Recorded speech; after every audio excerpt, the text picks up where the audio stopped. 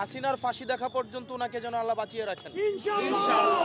সবাই দোয়া করবেন ওনার জন্য, আল্লাহ যেন দ্রুত সুস্থ করে দেন এবং আমাদের এই গণতান্ত্রিক উত্তরণের পথে ওনাদের যে লড়াই, সেই লড়াইয়ে যে গণতান্ত্রিক উত্তরণের দিকে যাচ্ছে সেটি যেন উনি নিজে দেখে যেতে পারেন, এবং যার কারণে ওনার আজকে এই পরিণতি হয়েছে।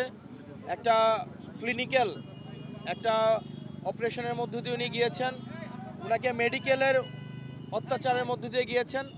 আমার মনে হয় আল্লাহ ওনাকে হাসিনার ফাঁসি দেখা পর্যন্ত ওনাকে যেন আল্লাহ বাঁচিয়ে রাখেন ইনশাআল্লাহ। ওনাকে সেটি দেখে যেতে আল্লাহ যেন এত ওই জিনিসটা ওনাকে দেখায়, যার কারণে ওনার আজকে এই পরিণতি হয়েছে। আপনি যদি দেখেন যে শারীরিকভাবে ওনাকে জেলের মধ্যে সঠিকভাবে চিকিৎসা নিতে দেওয়া হয়নি।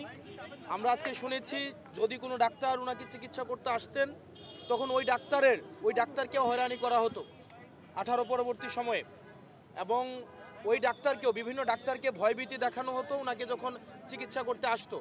এভাবে ক্রমশ আমাদের বেগম খালেদা জিয়ার ক্রমশ স্বাস্থ্যের এই অবনতি হয়েছে।